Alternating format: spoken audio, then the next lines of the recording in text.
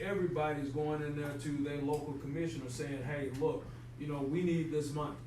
Okay, we need, I know you got a slim budget, but this is what we need. Instead of ice agents. Instead of ice agents, you know, and so if we can get those funds allocated for that, then that's a start. That's first year. Then we come back in, man, and we can expand on it. Give us more money, because what people are gonna do is they're gonna fund when they see that it's in their best interest. Right. And like you just said, when these business owners see, hey, I'm paying a little bit more in taxes, but I see what's happening with this.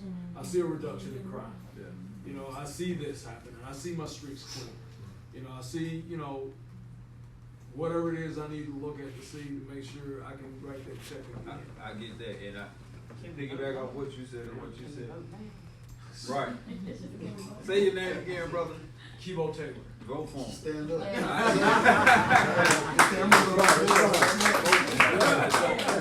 So that's They say be heard. right. That's kind of the expectation we have for the community to get out here and just do a little more to make sure things are allocated the proper way. What I want to open up to the floor is one of the questions that we had put down was, what is the expectation for the police force for you guys?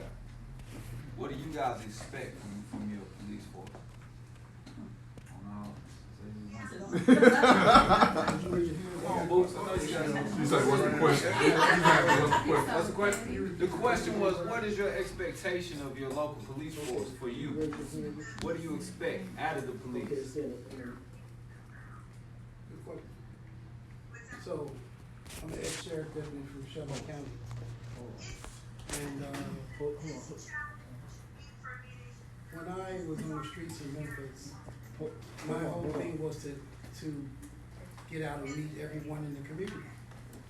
I didn't ride through, I didn't, ride through my lokes on, or whatever. I rode through, I saw all the people out on the porch. I would pull over, get out, hi, I'm Deputy Kirk Gladney, I'm this, I'll be, doing this area. So, and I got out and I met the kids on the corner and I talked to them.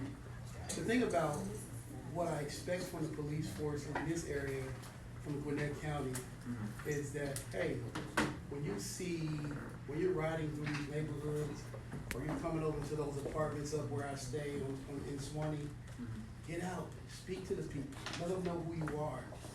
When you're riding through and you're just looking at them with your lokes on, you don't stay in this area, you stay in Alpharetta, because I see your cars going to Alpharetta, but you're coming back, on this side of Lawrenceville in the 4 areas, and you're riding through those areas, but you're not making yourself known to these people. And so I expect, to know who is, patrolling my area. I want to know your name. I want to know who you are. I want to know if you are friendly, or are you a people's person? Can these kids count on you that if something go wrong, like kids used to give me the bad guys. Hey, Mr. Gladney, that dude right there, and I'd be like, okay, cool, thank you. Because I had a relationship with him. So you expect to have a personal relationship with these guys, man. And if you don't want to have a personal relationship with these people, then guess what? Where you stay, go patrol that area. And once again, I'm not the police. Oh, no. No, I'm just kidding.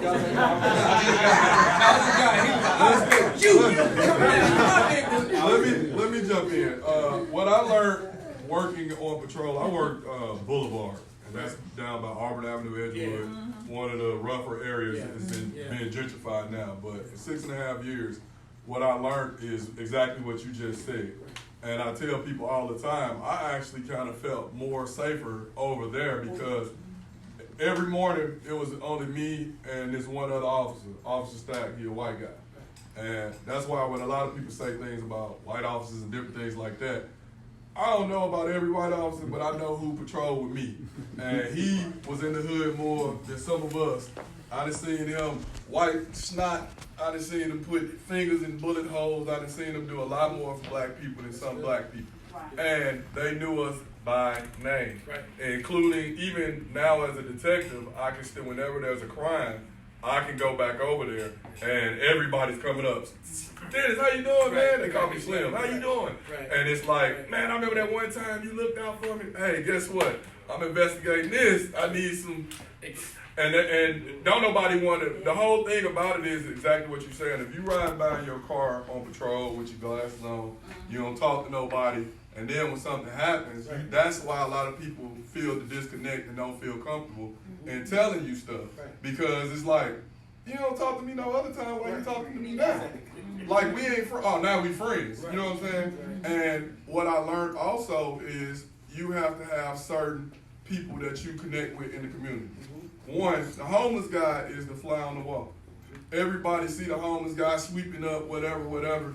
He's out there more all the time, so he knows more information than mostly everybody. There's always a girl in the neighborhood that talk too much. There's always an elderly lady that watch everybody grow up.